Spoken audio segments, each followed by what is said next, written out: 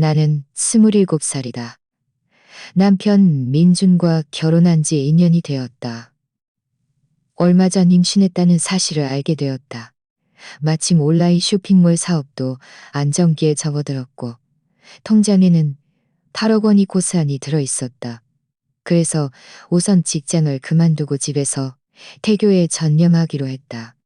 아이가 태어나면 그때 다시 생각할 참이었다. 아이가 태어나니는 그때 다시 생각할 참이었다. 내가 회사에서 해고당한 즉 참이었다. 이 사실을 시어머니께는 자세히 말씀드리지 않았다. 그 후로 시어머니는 나를 좋게 본 적이 없었다. 이른 아침 세수를 마치고 나오자마자 부엌에서 시어머니가 그릇을 던지고 부수는 소리가 들렸다. 나는 또 나에게 화풀이를 하는 것이라는 것을 알았지만 모른 척했다. 서둘러 아침을 먹고 방으로 돌아가 쉬고 싶었다. 임신 초기 석달은 입덧이 심해서 늘 온몸에 기운이 없었다. 민준아, 네 마누라 좀 봐라. 내가 막 식탁에 앉자 시어머니는 부엌에서 밥그릇을 들고 나오더니 내 앞에 쿵 하고 누웠다. 온 집안이 다 들릴 정도로 큰 소리로 말했다. 매일 집에서 놀고 먹으면서 밥그릇 하나 씻을 줄 모르니 네가 데려온 게 마누라냐? 아니면 조상이냐? 남편 민주는 고개를 숙인 채 휴대폰을 보고 있다가 그 말을 듣고 나를 한번 쳐다보더니 미간을 찌푸리며 말했다. 엄마, 지혜가 임신 중이잖아. 몸이 안 좋으니 좀 쉬게 해줘. 임신 중이면 뭐 어때? 임신 중이면 일도 하지 않아도 돼? 시어머니는 즉시 목소리를 높이며 나를 노려보았다. 내가 너를 임신했을 때는 밭에서 모내기도 했다. 그런데 얘는 뭐야? 매일 집에서 누워서 먹고 자기만 해. 내가 보기엔 그냥 게으른 거야. 나는 젓가락을 쥔 손에 힘을 주었다. 마음이 편치 않았다. 일하기 싫은 게 아니에요. 의사 선생님이 제가 비늘이 심해서 무리하지 말고 많이 쉬어야 한다고 했어요. 게다가 집안일을 전혀 안 한 것도 아니었어요. 제 옷은 제가 직접 빨고 가끔 정리도 했어요. 다만 시어머니가 원하는 대로 집안 구석구석을 다 청소하지는 않았을 뿐이었어요. 엄마, 의사 선생님이 저더러 많이 쉬어야 하고 나는 소리 죽여 해내겠다. 의사 선생님이 뭐? 의사 선생님이 뭐라 하면 너는 의사 말만 듣냐? 시어머니는 비웃으며 말했다. 내가 보기엔 너는 그저 회사 다니기 싫어서 핑계를 대는 거야. 이제 돈벌이도 없으니 기세등등하지도 못하고 집안일도 하기 싫은 거지. 내가 말해두는데 우리 민준이네 집은 놀고 먹는 사람을 먹여 살릴 형편이 못 된다. 내 마음속에서 불길이 치솟았다. 내가 언제 그 집에서 먹여 살려달라고 했나?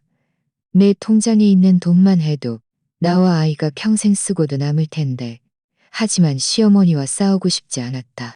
태교에 안 좋을까봐 걱정되어 그저 참고 아무 말도 하지 않은 채 고개를 숙였다. 민주는 분위기가 심상치 않자 서둘러 말을 끊었다. 됐어요. 그만해요. 지혜 몸이 중요하잖아. 이따가 회사 갈 때 내가 설거지 할게요. 내가 설거지해. 너는 하루 종일 회사에서 힘들게 일하고 와서 또 설거지를 하냐. 시어머니는 더욱 기세등등하게 말했다. 다 저 애가 버릇을 잘못 들여서 그래. 아직 회사 다니면 감히 이렇게 게으름 피울까? 이제 잘 됐다. 실업자가 됐으니 우리 부자 가 먹여 살려야지. 앞으로 어떻게 살 건지 두고 보겠어. 저 실업자 아니에요. 나는 도저히 참을 수 없어 목소리를 높여 말했다. 저는 그냥 회사 다니기 싫어서 집에서 태교에 전념하고 싶었을 뿐이에요. 회사 다니기 싫다고? 내가 그 말을 믿을 것 같아? 시어머니는 입술을 비웃듯이 비틀었다. 분명 회사에서 널 자른 거야. 니까진 일해서 얼마나 번다고. 잘리면 잘린 거지. 창피해서 말 못하고 굳이 이런 핑계를 대야겠어. 내가 말해두는데 여자는 안정적인 직업이 있어야 해. 그렇지 않으면 시댁에서 발언권도 없어. 시어머니가 내가 진작로를 꿰뚫어 보고 있었다는 듯한 표정을 짓는 것을 보며 나는 화가 나면서도 어이가 없었다. 내가 8억 원에 대한 이야기를 꺼내면 어떤 반응을 보일까 싶었다. 하지만 이내 생각을 바꿔 그냥 두기로 했다. 설명해봐야 믿지도 않을 것이고 어쩌면 내가 허풍을 떤다고 생각하거나 아니면 그 돈을 노릴지도 모른다는 생각이 들었다. 아침 식사를 마치고 민주는 출근했다. 집에는 나와 시어머니만 남았다. 나는 방으로 돌아가 쉬고 싶었다. 막 일어서려는데 시어머니가 나를 불러 세웠다. 좀 이따가 자. 거실 바닥 닦고 옷도 빨아. 내가 어제 갈아입은 옷이 아직 달려 바구니에 있잖아. 나는 미간을 찌푸렸다. 엄마, 저 좀 피곤해서 먼저 쉬고 싶어요. 옷은 세탁기로 빨아도 되고 바닥은 민준 씨 오면 닦아달라고 할게요. 세탁기로 빨면 물이 얼마나 많이 드는데. 시어머니는 즉시 반박했다. 옷은 손빨래해야 깨끗하고 바닥이 뭐 그렇게 넓다고 닦는다고 죽기라도 하겠어? 내가 보기엔 너는 그저 일부러 게으름 피우는 거야. 나는 시어머니와 다툴 기력도 없어서 그저 대걸레를 들고 느릿느릿거실 바닥을 닦기 시작했다. 절반쯤 닦았을 때 허리가 너무 아팠고 배도 은근히 아파오기 시작했다. 나는 서둘러 대걸레를 놓고 소파에 앉아 쉬었다. 마음속으로는 이러다가는 안 되겠다. 시어머니와 분명히 이야기해야지. 그렇지 않으면 이 몇 달간의 임신 기간 동안 시어머니에게 시달려 죽을 것 같다고 생각했다. 한참 후에야 배의 불편함이 서서히 가라앉았다. 나는 소파를 붙잡고 일어섰다. 막 방으로 돌아가려는데 문 밖에서 택배 소리가 들렸다. 지혜씨 되세요? 택배 왔습니다. 나는 마음속으로 기뻐했다. 어제 주문한 임산부 영양제가 도착했다는 것을 알았다. 전에 산부인과 검진을 갔을 때 의사 선생님이 빈혈이 약간 있다고 해서 영양 보충을 많이 하라고 했다. 그래서 온라인으로 임산부 전용 단백질 파우더와 비타민, 그리고 신선한 수입 과일을 좀 샀었다. 천만다행히 택배를 받고 막 드시려는데 시어머니가 부엌에서 걸어 나왔다. 그녀의 눈은 내 손에 들린 상자를 똑바로 응시했다. 또 뭘 산 거야? 하루 종일 집에서 돈도 안 벌면서 돈 쓸 줄만 아네. 나는 시어머니를 무시하고 상자를 안고 거실로 향했다. 서둘러 뜯어서 물건에 문제가 없는지 확인하고 싶었다. 하지만 시어머니는 나를 따라와서 내 손에 있는 상자를 잡아채려고 했다. 내가 또 뭘 쓸데없는 걸 잔뜩 샀는지 좀 보자. 엄마, 이건 제가 산 임산부 영양제예요. 의사 선생님이 먹으라고 한 거예요. 나는 시어머니의 손을 피하며 설명했다. 영양제? 영양제가 뭐길래 이렇게 큰 상자에 담겨와? 시어머니는 끈질기게 상자 안의 물건들을 뒤적였다. 그녀가 단백질 파우더와 비타민 통에 붙어있는 가격표를 보자마자 눈이 휘둥그레졌다. 이 조그만 통 하나에 3만 원이 넘어? 너 미쳤어? 우리 집이 은행이라도 되는 줄 알아? 이렇게 돈을 막 써도 돼. 나는 미간을 찌푸렸다. 이 단백질 파우더는 수입품이라 비싼 건 맞아요. 하지만 다 아이를 위해서 그런 거잖아요. 게다가 제가 쓰는 돈은 제 돈이니 시어머니와는 아무 상관도 없어요. 다 아이를 위한 일인데 비싸도 그럴 만한 가치가 있어요. 나는 참을성 있게 말했다. 아이를 위해서라고? 내가 보기엔 너는 그저 네 자신을 위해 사치하는 거야. 시어머니는 손에 든 단백질 파우더를 상자 안에 던져 넣으며 목소리를 8옥타브 높였다. 내가 민준이를 임신했을 때는 잡곡밥에 나물만 먹고도 녀석을 토실토실하게 키웠어. 그런데 너는 뭐야? 귀하게 자라서 임신했다고 이렇게 비싼 걸 먹어야 해? 내가 보기엔 네가 버릇을 잘못 들인 거야. 그건 달라요. 지금은 형편이 좋아졌으니 당연히 아이에게 가장 좋은 것을 해줘야죠. 나는 참지 못하고 반박했다. 게다가 이 돈은 제가 직접 번 돈이에요. 제가 어떻게 쓰든 시어머니와는 아무 상관없어요. 네가 직접 번 돈? 너 지금 실업자잖아. 어디서 돈이 난다고? 결국 민준이 돈 쓰는 거 아니야? 시어머니는 비웃었다. 민준이는 한 달에 몇십만 원밖에 못 벌어. 너 먹여 살리고 이 집 살림도 꾸려야 하는데 너는 뭐야? 아껴 쓸 줄도 모르고 이렇게 비싼 걸 사? 내가 말해두는데 이 물건은 반드시 환불해야 해. 이렇게 돈을 낭비할 수는 없어. 환불 안 해요. 나도 화가 나서 말했다. 이건 제가 아이를 위해 특별히 산 건데 왜 환불해야 해요? 게다가 저는 민준 씨 돈 쓴 게 아니에요. 제 돈이 있어요. 네 돈? 네가 무슨 돈이 있어? 시어머니는 믿을 수 없다는 표정이었다. 네가 전에 회사 다닐 때 한 달에 얼마나 벌었다고? 비록 돈을 좀 모았다고 해도 이렇게 막 쓸 정도는 아닐 텐데.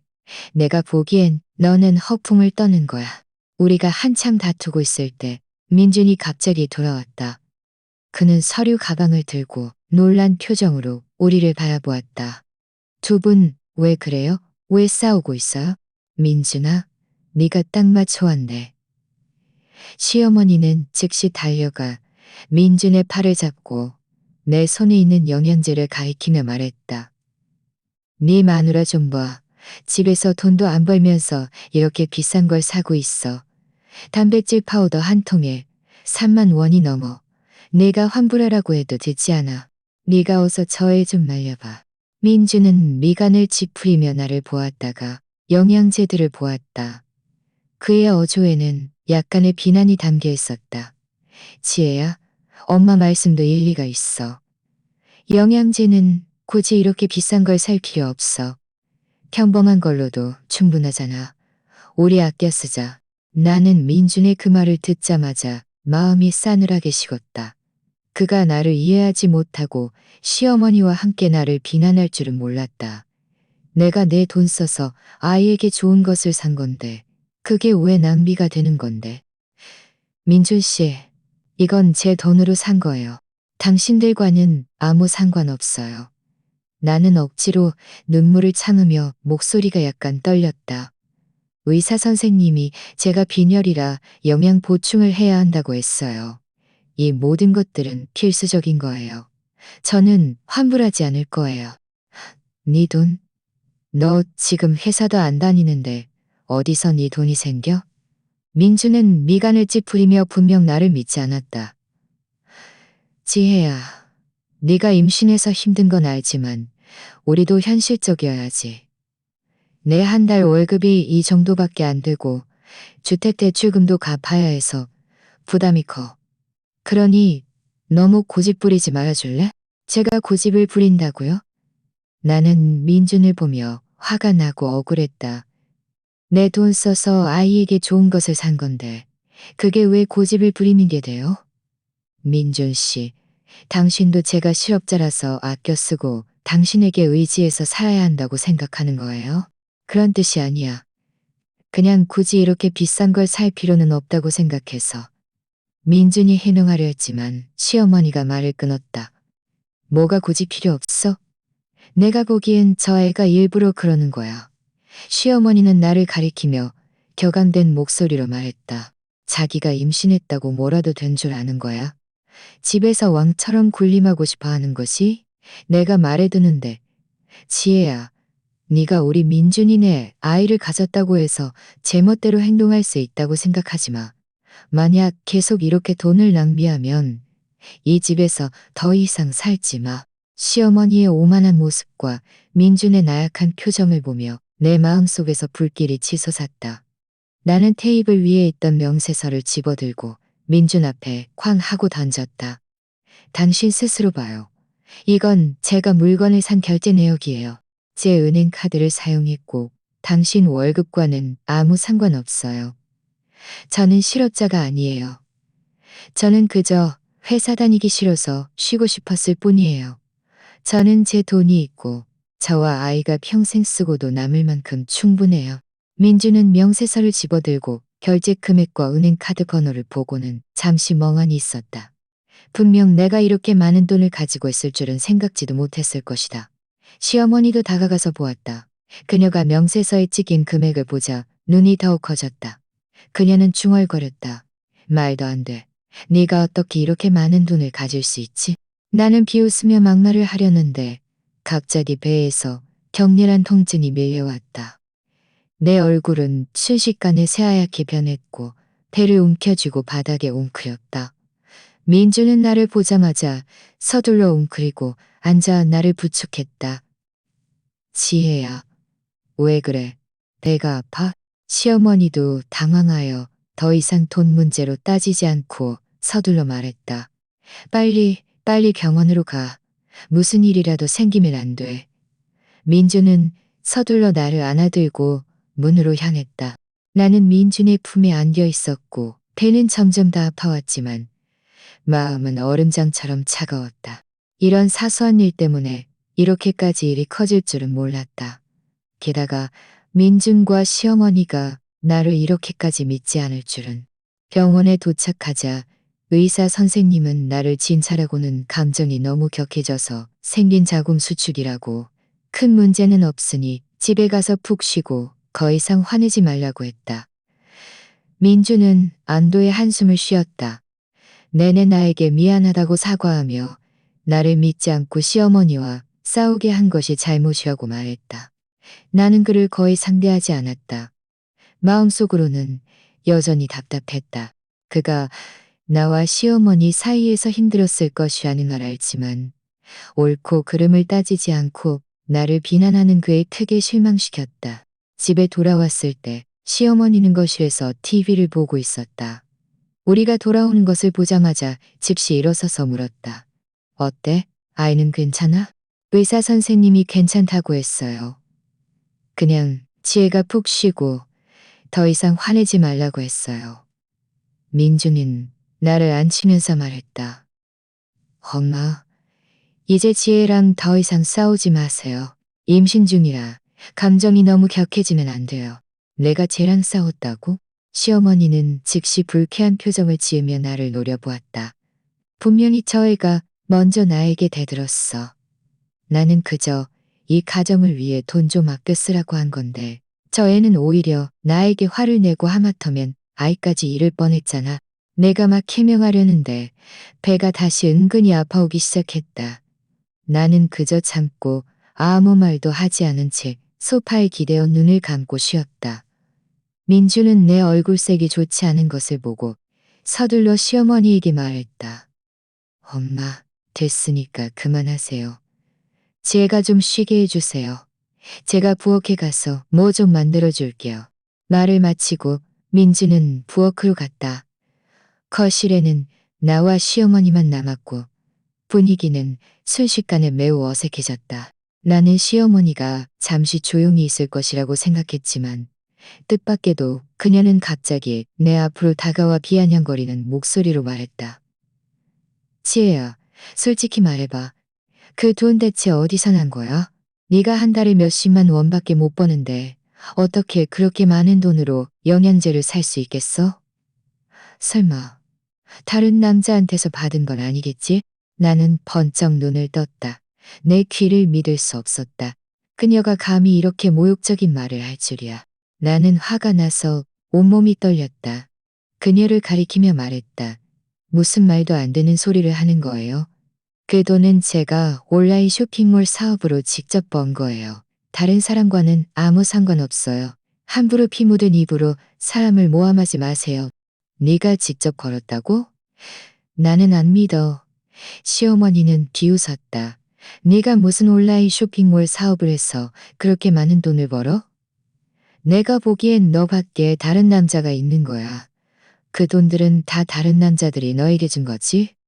네가 우리 민준이네 아이를 가졌으면서 밖에서 바람 피우고 다니는 거야? 너 부끄러운 줄도 몰라? 당신은 정말 상식밖이야. 나는 더 이상 참을 수 없어 일어서서 그녀와 따지려 했지만 일어서자마자 내가 더 심하게 아파왔다. 나는 그저 소파를 붙잡고 거칠게 숨을 쉬었다. 어때?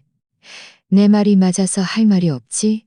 시어머니는 내가 이런 모습을 보이는데도 조금도 걱정하지 않고 오히려 더욱 기세등등하게 나왔다. 내가 말해두는데 지혜야, 우리 민준이네 집은 너 같은 문란한 여자를 받아들일 수 없어. 어서 짐 싸서 이 집에서 나가. 여기서 추태 부리지 마. 나는 안 나가요. 여기는 저와 민준 씨의 집이에요. 왜 제가 나가야 해요? 나는 이를 악물고 배의 통증을 억지로 참았다. 당신이 저를 못마땅하게 생각하면 당신이 나가세요. 저는 당신을 막지 않을 거예요. 네가 아직도 나에게 대들어? 시어머니는 화가 나서 얼굴이 새빨개졌고 손을 뻗어 나를 밀치했다. 나는 무의식적으로 피했다.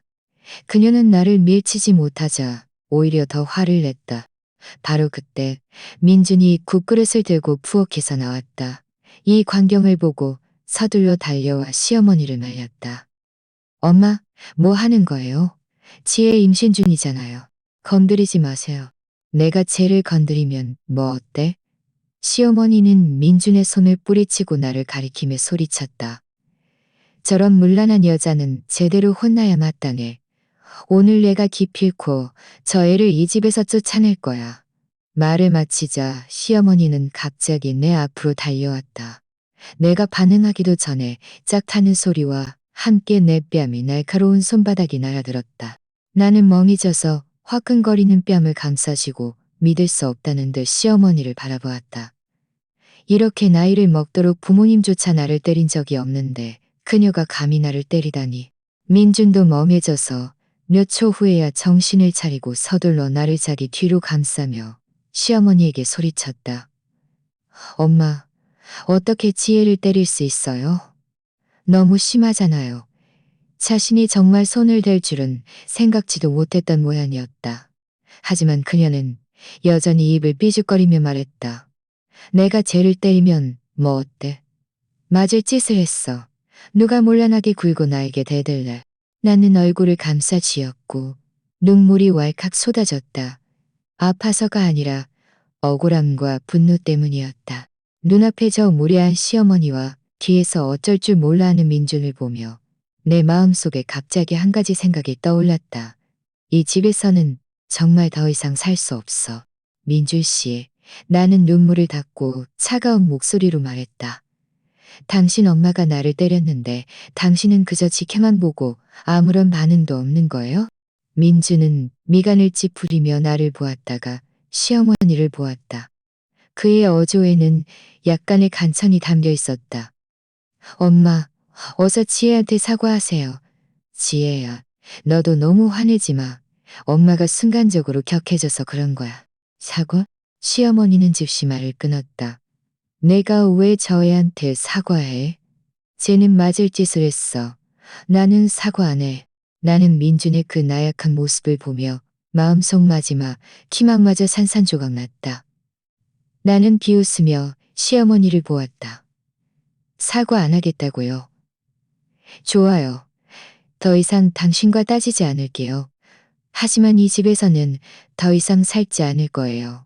말을 마치고 나는 몸을 돌려 방으로 향했다. 민주는 서둘러 나를 붙잡았다. 지혜야, 어디가? 너무 충동적으로 행동하지 마. 저는 짐을 싸서 나갈 거예요. 나는 그의 손을 뿌리치고 단호한 목소리로 말했다. 이 집에서는 하루도 더 이상 살 수 없어요. 방으로 돌아와 문을 잠그고 문에 기대자 눈물이 또다시 멈추지 않고 흘러내렸다. 뺨은 여전히 화끈거렸지만 내 마음은 더 아팠다. 나는 살짝 부푼 배를 만지며 마음속으로 복잡한 신경에 잠겼다.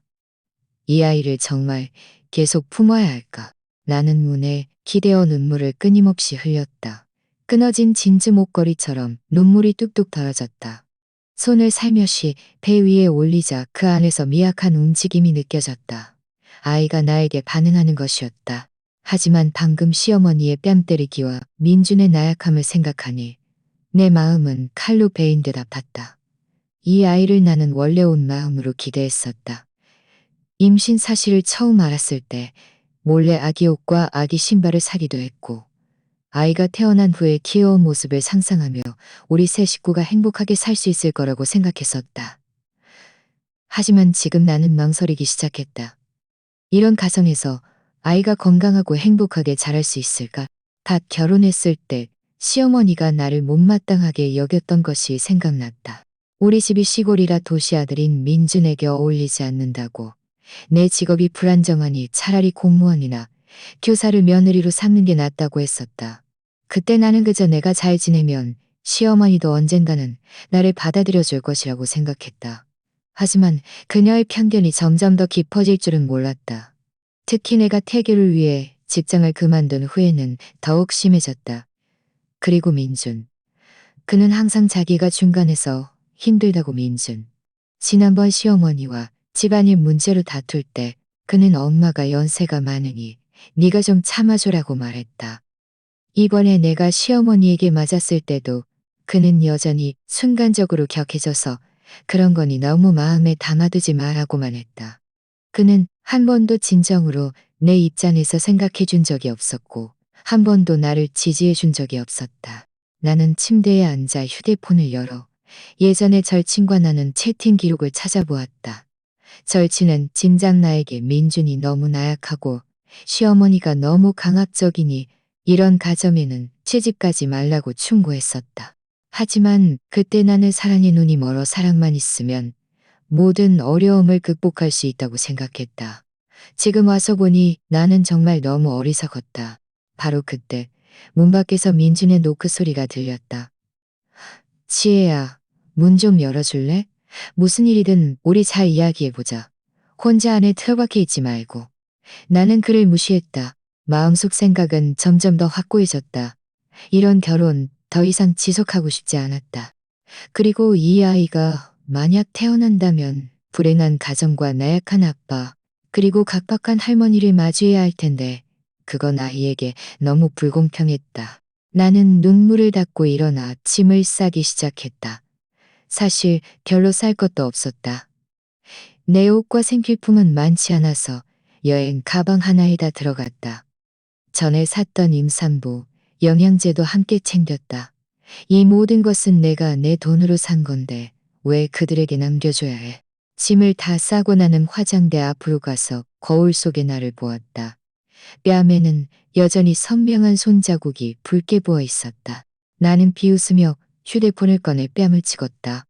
이것은 시어머니가 나를 때린 증거이자 내가 떠나기로 결심한 이유였다. 바로 그때 민준이 또 문 밖에서 소리쳤다. 지혜야, 대체 뭘 원하는 거야? 엄마도 이미 잘못을 알았다고 했어. 앞으로 너랑 절대 싸우지 않겠다고 했어. 이번 한 번만 용서해주면 안 될까? 나는 그 말을 듣고 더욱 어이가 없었다. 시어머니가 어떻게 잘못을 알겠어? 방금 전에는 나를 때릴 만하다고 했으면서 지금은 그저 내가 정말 떠나면 민준이네 집안대를 이어줄 사람이 없어가는 것뿐이잖아. 나는 여행 가방을 들고 문으로 가서 문을 열었다. 민준은 나를 보고 희미한 놀라움을 감추지 못했다. 지혜야, 드디어 문을 열어줬네. 난 네가 민준 씨, 우리 이혼해요. 나는 그의 말을 끊었다. 목소리는 차분했지만 단호했다. 이 집에서는 더 이상 살고 싶지 않아요. 민주는 멍해졌다. 내가 이혼을 요구할 줄은 분명 생각지도 못했을 것이다. 그는 서둘러 내 손을 잡았다. 지혜야, 충동적으로 그러지 마. 우리 잘 지내고 있었잖아. 왜 이혼해야 해? 한 번 때렸다고 이러는 거야? 내가 엄마한테 이미 말해뒀어. 엄마도 앞으로는 절대 안 그럴 거야. 한 번만 더 기회를 주면 안 될까? 나에게도 기회를 줘. 한 번이 아니에요. 여러 번이었어요. 나는 그의 손을 뿌리쳤다. 민준 씨, 잘 생각해봐요. 제가 임신한 이후로 당신 엄마는 저에게 어떻게 했고, 당신은 저에게 어떻게 했는지. 저는 이런 생활에 지쳤어요. 더 이상 참을 수 없어요. 하지만 네가 임신 중이잖아. 민주는 울기 직전이었다. 네가 가버리면 아이는 어떻게 해? 우리 아이는 어떻게 되는 거야? 나는 그를 보았지만 마음속에는 아무런 동요도 없었다. 아이는 제가 알아서 할 거예요. 당신이 상관할 바 아니에요. 당신이 지금 해야 할 일은 이혼 합의서를 준비하는 거예요. 제가 가능한 한 빨리 당신과 이혼 절차를 밟을게요. 말을 마치고 나는 여행 가방을 들고 문으로 향했다. 민주는 서둘러 따라와 내 여행 가방을 붙잡았다. 지혜야, 대체 어디로 가려는 거야? 너 혼자 임신 중인데 어디로 갈 수 있어? 불만이 있다면 우리 이야기해 볼 수 있잖아. 이러지 마. 제가 어디로 가든 당신과는 상관없어요. 나는 힘껏 그의 손을 뿌리쳤다. 민준 씨, 더 이상 저를 막지 마세요. 저는 이미 결심했어요. 바로 그때 시어머니가 방에서 걸어 나왔다. 내가 여행 가방을 들고 있는 것을 보고 그녀의 얼굴은 순식간에 변했다. 너 지금 뭐 하는 거야? 우리 민준이네 씨앗을 데리고 도망치려는 거야? 내가 말해두는데, 지혜야, 네가 만약 나가면 내가 네 친정으로 쳐들어가서 네 친정 식구들 평생 고개 들고 다니지 못하게 할 거야. 시어머니의 오만한 모습을 보며 내 마음속 마지막 미련마저 사라졌다. 나는 비웃었다. 마음대로 해봐요. 저는 두렵지 않아요. 내가 말해두는데 이 아이는 당신들 민준이네에게 남겨주지 않을 거예요.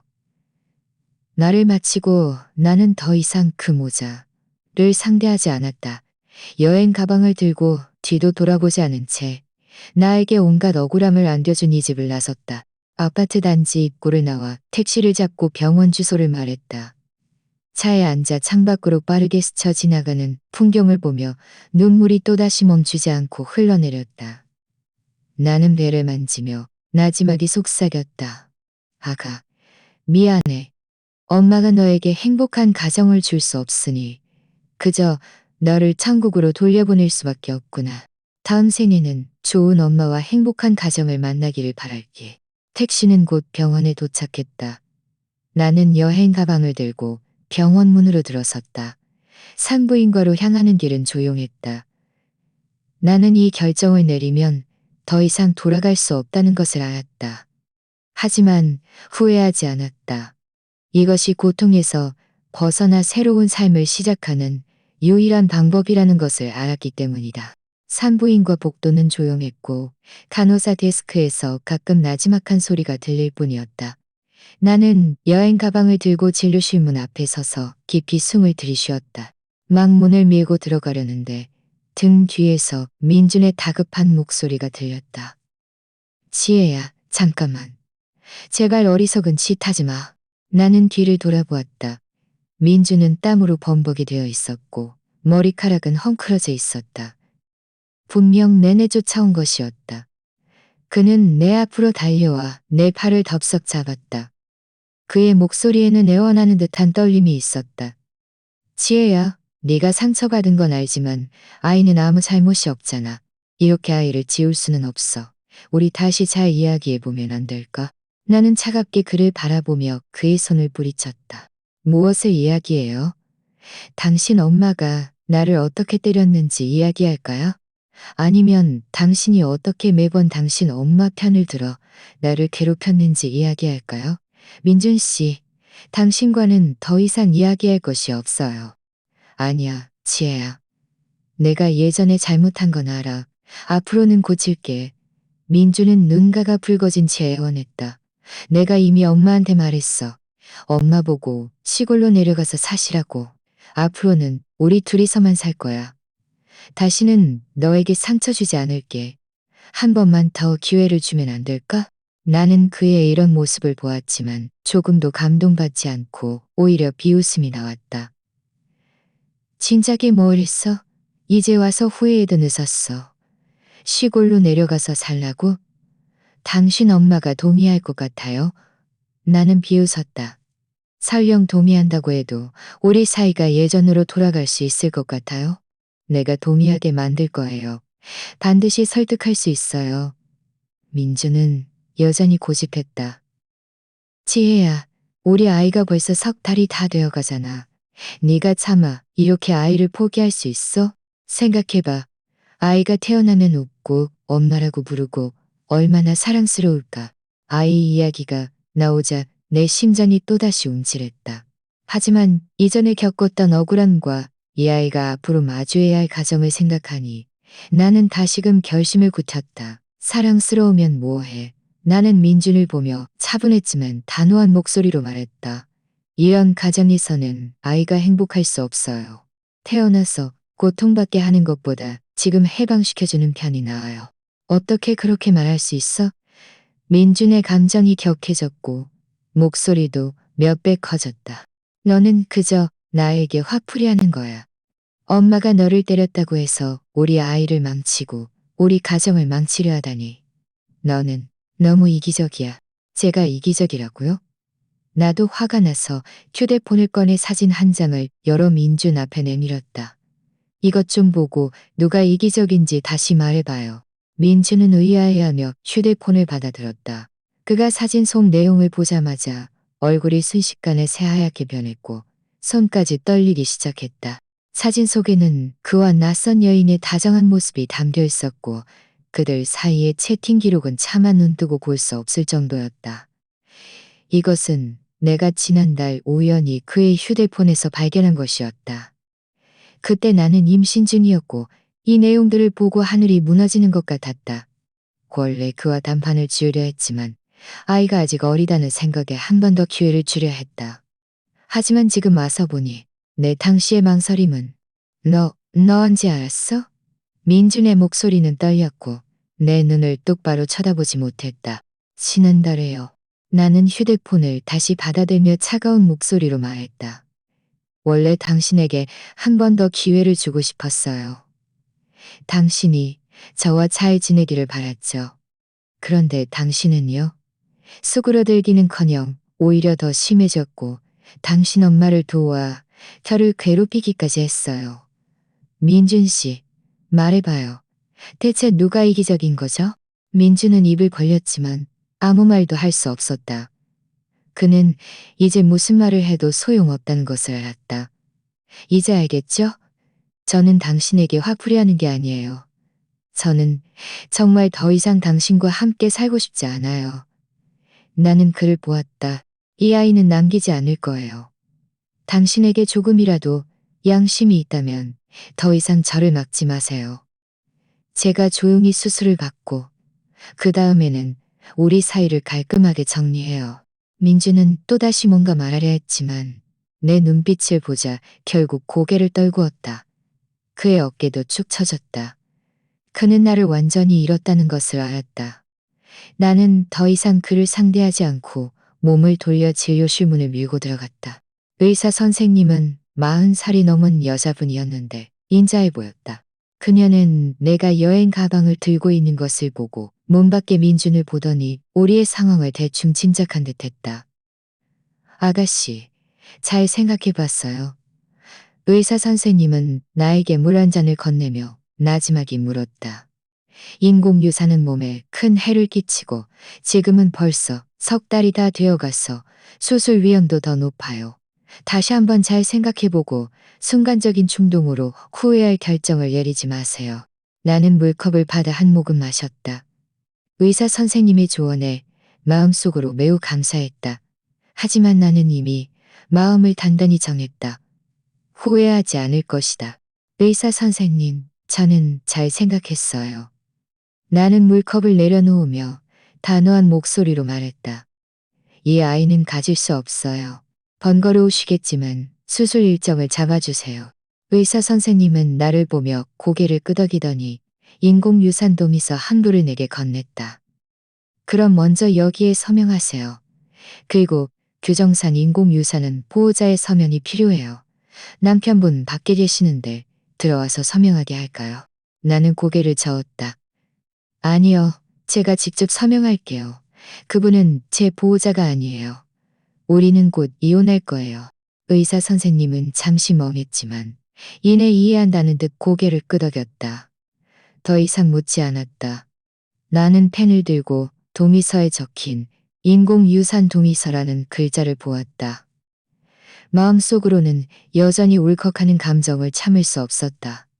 나는 깊이 숨을 들이쉬고 서명란에 내 이름을 써 내려갔다. 한 글자, 한 글자가 과거의 삶과 작별하는 듯했다. 서명을 마치자 의사 선생님은 동의서를 받아들고 나에게 말했다. 먼저 병실에 가서 좀 쉬세요. 제가 간호사에게 수술 일정을 오후로 잡아달라고 이야기해 둘게요. 혹시라도 불편한 점이 있으면 언제든지 간호사를 부르세요. 나는 고개를 끄덕이고 여행 가방을 들고 간호사를 따라 병실로 갔다. 병실은 1인실이었고 매우 깨끗했다. 창문을 통해 햇살이 경상에 쏟아져 따스했다. 나는 여행 가방을 병 모퉁이에 놓고 병상에 누워 눈을 감았다. 민주는 여전히 문 밖에 있었다. 나는 그가 가끔 내뱉는 한숨 소리를 들을 수 있었지만 더 이상 신경 쓰지 않았다. 이름을 서명한 그 순간부터 나는 이미 과거와 완전히 작별하고 새로운 삶을 시작하기로 결심했으니까. 오후 1시가 넘어서 간호사가 나를 부르러 왔다. 수술 준비가 다 되었다고 했다. 나는 간호사를 따라 수술실로 들어갔다. 수술대에 눕자 마음은 오히려 평온해졌다. 이 수술이 끝나면 나에게 온갖 억울함을 안겨주었던 그 집에서 완전히 벗어나 다시 나 자신으로 돌아갈 수 있다는 것을 알았기 때문이다. 수술은 순조롭게 진행되었고 약 30분 만에 끝났다. 내가 수술실에서 나올 때 민준이 여전히 복도에 서 있는 것을 보았다. 그의 눈은 붉어져 있었고 분명 울었던 모양이었다. 그는 나를 보고 부축하려 다가오려 했지만 망설이며 선뜻 다가서지 못했다. 나는 간호사가 나를 병실로 다시 데려가는 것을 내버려 두었다. 병실로 돌아온 후 간호사는 나에게 링거를 놓아주며 푹 쉬고 몸을 따뜻하게 하라고 당부했다. 나는 고개를 끄덕이고 눈을 감자마자 이내 잠이 들었다. 그 잠은 깊고 평온했다. 악몽도 억울함도 없었다. 깨어났을 때는 이미 밤이었다. 병실은 고요했고 링거액이 병 안으로 떨어지는 소리만 들릴 뿐이었다. 나는 배를 만져보았다. 그곳에는 더 이상 이전의 미약한 움직임이 없었다. 마음속으로는 여전히 조금 아팠지만 한편으로는 안도했다. 모든 것이 끝났다. 다음 날 아침 간호사가 약을 갈아주러 왔을 때 밖에 어떤 아주머니가 나를 찾는다고 시어머니가 아니냐고 물었다. 나는 그 말을 듣자마자 민준의 엄마가 왔다는 것을 알았다. 서둘러 간호사에게 말했다. 제가 없다고 하시거나 아니면 아직 쉬고 있어서 사람을 만나기 불편하다고 말씀해 주세요. 간호사는 고개를 끄덕이고 나갔다. 얼마 지나지 않아 간호사가 돌아와 그 아주머니가 밖에서 소란을 피우며 반드시 나를 만나야겠다고, 내가 자기네 민준이네 손주를 없앴으니 따져야겠다고 했다고 전했다. 나는 미간을 찌푸렸다. 그녀가 병원까지 찾아올 줄은 몰랐다. 민준이 결국 내가 인공유산을 한 사실을 그녀에게 말한 모양이었다. 아가씨, 만나보실래요? 간호사는 난감한 듯 말했다. 밖에서 너무 시끄럽게 해서 다른 환자들 휴식에 방해가 돼요. 나는 잠시 생각했다. 도망치는 것도 방법이 아니었다. 어차피 언젠가는 마주해야 할 일이었고 이제 수술도 마쳤으니 두려울 것도 없었다. 좋아요. 들어오게 해주세요. 나는 간호사에게 말했다. 곧 시어머니가 간호사를 따라 들어왔다.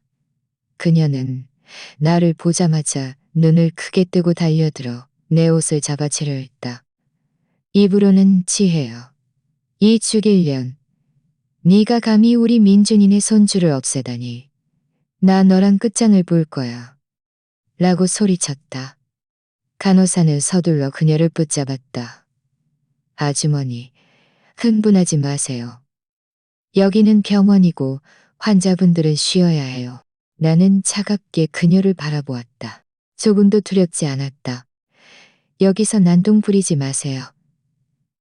여기는 병원이지 당신 집이 아니에요. 제가 이 아이를 가지든 말든 당신과는 아무 상관없어요. 나랑 상관없다고? 시어머니는 간호사의 손을 뿌리치고 나를 가리키며 소리쳤다. 그건 우리 민준이네 씨앗이야. 내 손주라고. 네가 무슨 자격으로 아이를 없애? 이 악독한 계집애. 제가 악독하다고? 나는 비웃었다. 당신이 감히 저에게 악독하다고 말할 자격이 있어요? 당신이 저를 어떻게 때렸는지 잊었어요? 당신이 저를 어떻게 모욕했는지 잊었어요? 당신이 아니었다면 저도 여기까지 오지 않았을 거예요. 내가 너를 때리면 뭐 어때? 나는 다 너를 위해서 그런 거야. 시어머니는 여전히 입을 삐죽거리며 말했다. 네가 우리 민준이네 아이를 가졌으면 내 말을 듣고 아껴 쓰고 태교에 전념해야지. 그런데 너는 뭐야? 돈을 막 쓸 뿐만 아니라 나에게 대들기까지 하고 이제는 아이까지 없애다니. 너는 일부러 그런 거야. 제가 일부러 그랬으면 뭐 어때요? 나는 그녀를 보며 단호한 목소리로 말했다. 이 아이는 원래부터 원하지 않았어요. 당신들 같은 가정에서는 아이가 행복할 수 없어요. 태어나서 고통받게 하는 것보다 지금 끝내는 게 나아요. 바로 그때 민준도 왔다. 그는 시어머니가 나와 다투는 것을 보고 서둘러 그녀를 붙잡았다. 엄마, 지혜랑 싸우지 마세요. 수술해서 몸이 아직 많이 약해요. 네가 아직도 자애를 감싸고 돌아. 시어머니는 민준의 손을 뿌리치고 그에게 소리쳤다. 저 애가 네 아들을 없앴는데도 네가 아직도 저 애를 감싸고 둬요? 너 바보야? 민준아? 말해봐. 저 애가 너를 억지로 도미하게 한 거야? 저 애가 너를 협박했어? 민주는 고개를 숙이고 시어머니의 눈을 똑바로 쳐다보지 못했다. 엄마, 아니에요. 제가 막지 못했어요. 네가 막지 못했다고? 시어머니는 화가 나서 온몸이 떨렸다. 네가 남자야? 네 마누라도 못 다스리고 네 자식도 못 지키는 네까지 쓸모없는 놈을 내가 어떻게 키웠어? 민주는 시어머니의 꼬질함에 고개를 들지 못하고 아무 말도 하지 못했다. 나는 그의 그 나약한 모습을 보며 더욱 다행이라고 생각했다. 다행히 그와 이혼했다. 그렇지 않았다면 앞으로의 삶이 얼마나 더 힘들었을지 알 수 없었다. 민준 씨를 꾸짖지 마세요. 나는 입을 열어 말했다. 이 일은 그와 상관없어요. 제가 스스로 결정한 거예요. 저는 이미 민준 씨에게 이혼하자고 말했어요. 앞으로 저와 당신들 민준이네는 아무런 관계도 없을 거예요. 이혼? 시어머니는 멍해졌다가 이내 비웃었다. 네가 이혼하고 싶다고? 그렇게 쉽게 될 줄 알아? 네가 우리 민준이네 손주를 없앴는데 엉덩이 흔들며 그냥 떠날 수 있을 것 같아? 내가 말해두는데 너는 반드시 우리 민준이네에게 해명해야 해. 무슨 해명이요? 나는 그녀를 보았다. 당신이 뭘 원하는데요? 제가 당신에게 돈을 배상해야 하나요? 아니면 다시 아이를 낳아줘야 하나요? 제가 말해두는데 둘 다 불가능해요. 저와 민줄 씨가 이혼하는 것은 우리 사이에 더 이상 감정이 없기 때문이에요. 아이와는 상관없어요. 게다가 이 아이도 제 아이예요. 제가 가질지 말지 결정할 권리가 있어. 네가 결정할 권리가 있다고? 시어머니는 화가 나서 얼굴이 새빨개졌다. 네가 우리 민준이네 집에서 먹고 자고 네가 쓴 돈은 다 민준이 돈인데 네가 무슨 자격으로 결정해? 너는 그저 은혜도 모르는 배은망덕한 여자야. 나는 가방에서 은행 카드를 꺼내 침대 옆 탁자에 놓았다. 이 카드에는 목각력만 원이 들어있어요. 제가 지난 2년간 당신들 집에서 지내며 쓴 돈이에요. 이제 돌려드릴게요. 이제부터 우리 사이는 끝이에요. 제가 쓴 돈은 다 당신들에게 돌려줬으니, 당신들은 더 이상 저를 귀찮게 할 이유가 없어요. 시어머니는 그 은행 카드를 보고 잠시 멍했지만 이내 다시 밀어냈다. 누가 네 돈을 원해? 우리 민준이네는 네까지 돈 필요 없어. 우리가 원하는 건 손주야. 네가 우리 손주를 없앴으니 너는 반드시 우리에게 사죄해야 해. 제가 사죄할 일은 없어요. 나는 은행 카드를 거두어 드렸다. 당신이 계속 난동 부리면 경찰에 신고할 거예요. 그때 경찰이 오면 누가 더 창피할지 봅시다. 시어머니는 내가 이렇게 강경하게 나올 줄은 분명 생각지도 못했을 것이다. 그녀는 잠시 멍해졌고 더 이상 난동 부리지 못했다. 그녀는 나를 보다가 민준을 보았다. 결국 아무 말도 하지 않고 몸을 돌려 떠났다. 민준은 시어머니가 떠나는 것을 보고 나를 보았다. 한숨을 쉬며 말했다. 지혜야, 미안해. 너에게 상처를 줬어. 저에게 미안하다고 할 필요 없어요. 나는 그를 보았다. 우리 앞으로는 아무런 관계도 없을 거예요. 이혼 합의서 제가 빨리 준비해서 당신에게 연락할게요. 이제 가봐도 돼요. 저는 쉬고 싶어요. 민주는 또다시 뭔가 말하려 했지만 내 눈빛을 보자 결국 고개를 끄덕이고 경실을 나섰다. 경실에는 마침내 고요함이 찾아왔다. 나는 침대머리에 기대어 창밖의 햇살을 보았다. 마음은 평온했다. 비록 이 과정이 매우 고통스러웠지만 나는 내가 올바른 선택을 했다는 것을 알았다. 지금부터 나는 나 자신을 위해 살 것이고 더 이상 누구에게도 억울함을 당하지 않을 것이다. 이후 며칠 동안 나는 병원에서 푹 쉬었다. 민주는 가끔 나를 보러 와서 먹을 것을 가져다 주었지만 나는 그를 거의 상대하지 않았다. 시어머니는 다시는 찾아오지 않았다. 아마도 손해를 봤다고 생각했거나 민준이 그녀를 설득한 모양이었다. 퇴원하는 날 민준이 나를 데리러 왔지만 나는 거절하고 직접 택시를 불러 전에 그와 함께 살던 집으로 돌아갔다. 내 짐을 정리하고 완전히 이사 나오기 위해서였다. 집에 돌아와 문을 열자 시어머니가 있는 것을 발견했다. 그녀는 거실 소파에 앉아 있었고 얼굴색은 매우 좋지 않았다. 내가 돌아오는 것을 보자 그녀는 이전처럼 나와 다투지 않고 한참 동안 침묵하다가 입을 열었다. 지혜야, 내가 전에는 잘못했다는 것을 알아. 너를 때리지 말았어야 했고, 너를 모욕하지 말았어야 했고, 너를 모욕하지 말았어야 했어. 민준이에게 한 번 더 기회를 주면 안 될까? 우리 앞으로 잘 지내면 안 될까? 나는 잠시 멍해졌다. 그녀가 나에게 사과할 줄은 몰랐다. 하지만 나는 이미 이혼을 결심했다. 더 이상 돌아설 수 없었다. 엄마, 사과는 감사해요. 나는 그녀를 보며 차분한 목소리로 말했다. 하지만 저는 이미 민준 씨와 이혼하기로 결정했어요.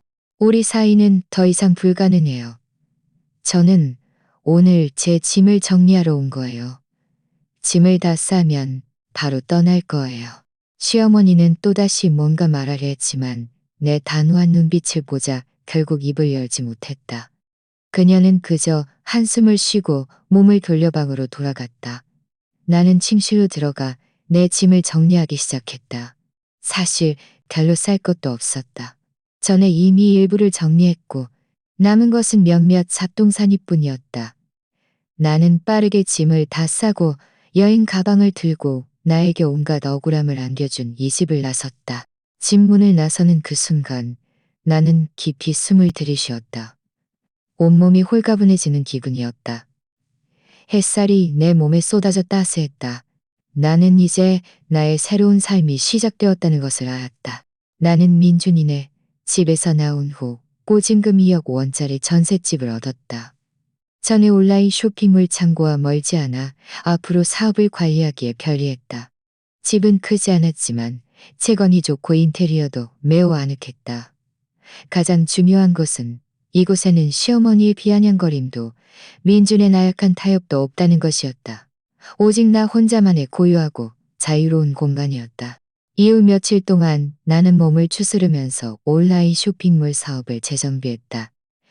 전에는 태교를 위해 대부분의 업무를 조수에게 맡겼지만 이제는 직접 맡아 사업을 더 크게 키울 생각이었다.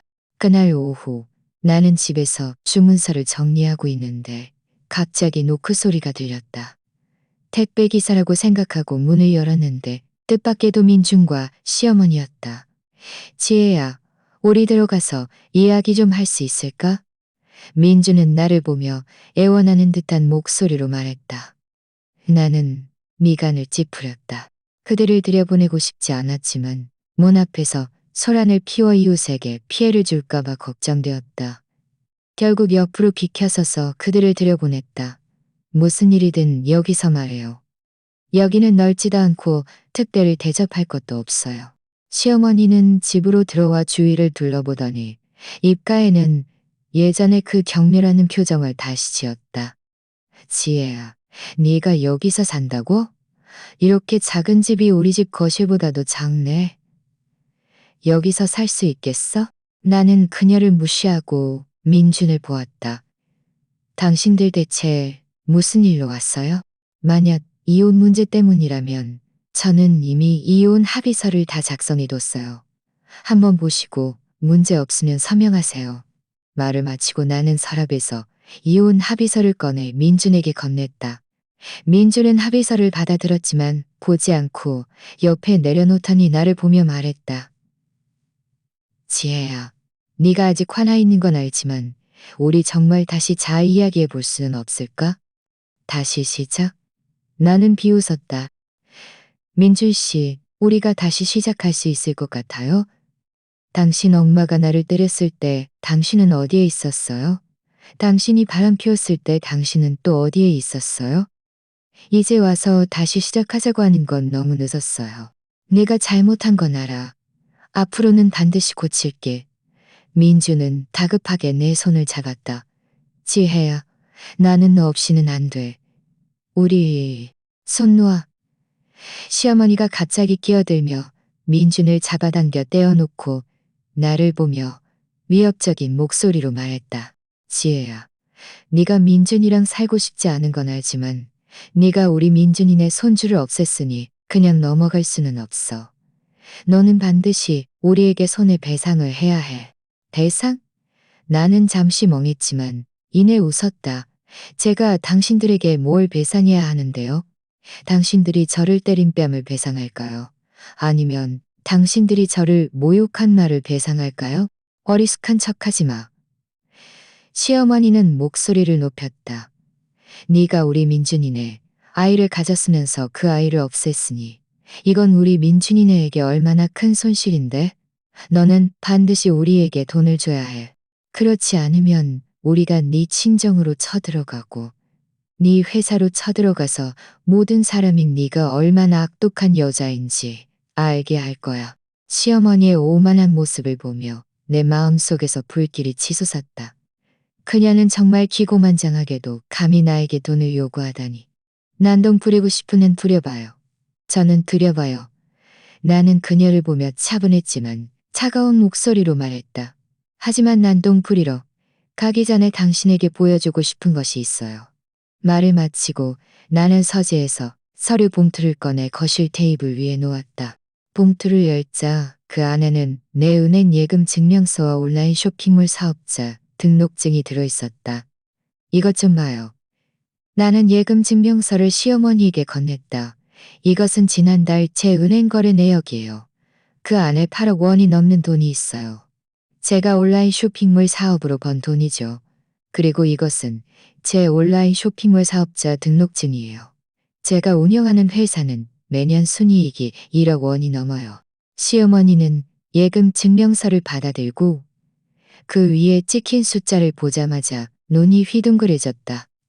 손에 든 증명서는 하마터면 바닥에 떨어질 뻔했다. 8억 원. 이게 정말이야? 네가 어떻게 이렇게 많은 돈을 가질 수 있지? 제가 진작에 당신에게 말했잖아요.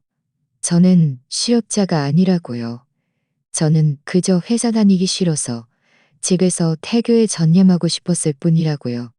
나는 그녀를 보며 약간의 비웃음이 담긴 목소리로 말했다. 제가 쓴 돈 한 푼은 모두 제가 직접 번 돈이에요. 당신들 민준이네와는 아무 상관도 없어요.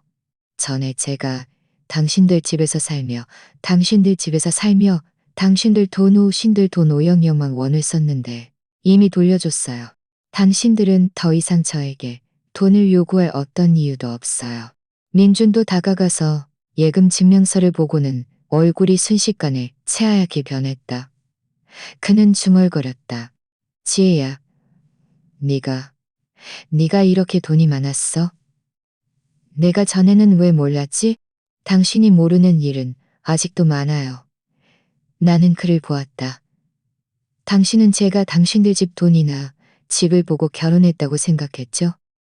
당신은 틀렸어요. 저는 당신이라는 사람을 보고 결혼한 거예요. 그런데 당신은요? 당신은 저를 실망시켰어요. 시어머니는 예금 증명서를 든 손을 계속 닿았다. 얼굴의 오만함은 이미 사라지고 없었고 그 자리를 놀라움과 약간의 당황스러움이 채웠다. 그녀는 아마도 자신이 늘 무시했던 이 시골 며느리가 자기네 집보다 돈이 더 많을 줄은 꿈에도 생각지 못했을 것이다. 네가 이렇게 돈이 많다면 왜 민준이랑 힘든 생활을 하려고 했어? 시어머니는 나를 보며 의아한 목소리로 물었다. 힘든 생활이요. 나는 웃었다. 저는 민준 씨와 함께 지내는 것이 힘들다고 생각한 적 없어요. 제가 힘들다고 느낀 것은 당신들의 태도, 당신의 매일 비아냥거림, 그리고 민준 씨의 나약함과 무책임함이었어요. 저는 돈이 많으니 아주 잘 살 수 있어요. 하지만 저도 행복한 가정을 원했어요. 안타깝게도 당신들은 저에게 그것을 줄 수 없었어요. 시어머니는 입을 벌려 뭔가 말하려 했지만 결국 말을 잇지 못했다. 그녀는 나를 보다가 민준을 보았다. 그녀의 눈빛에는 복잡한 감정이 가득했다. 이제 당신들은 알겠죠. 나는 예금 증명서와 사업자 등록증을 거두어 서류 봉투에 넣었다. 저는 당신들 민준이네에게 의지할 필요 없어요. 저 혼자서도 아주 잘 살 수 있어요. 민준 씨, 동의하면 서명하고 동의하지 않으면 법적 절차를 밟을 거예요. 배상 같은 건 꿈도 꾸지 마세요. 제가 당신들에게 정신적 피해 보상을 요구하지 않는 것만으로도 다행인 줄 아세요. 민주는 나를 보다가 시어머니를 보았다. 결국 이혼 합의서를 집어들고 훑어보았다. 합의서에는 우리가 공동 재산도 공동 채무도 없다고 명확히 적혀 있었다. 유일한 쟁점은 아이였지만 이미 아이는 없었다. 그래서 합의서는 매우 간단했다. 지혜야, 우리 정말 다시는 되돌릴 수 없을까? 민주는 나를 보았고 그의 눈에는 아쉬움이 가득했다. 나는 고개를 저었다. 민준 씨, 우리 사이에는 더 이상 되돌릴 여지가 없어요. 잘 지내세요.